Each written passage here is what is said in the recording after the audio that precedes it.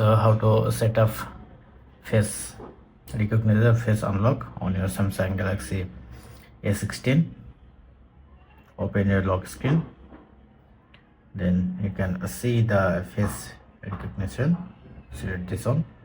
Now enter your pattern, press on continue. Now enter your face to complete the process, and once done, then you can see this kind of interface. So enable face unlock, require open eye brightness. You have to see a lot of option actually, and if you want to add another, you can add another apps and another face. Now once done, now go back. Now let's check it. Yeah, it's now taken. That's it. Thank you. Have a good day.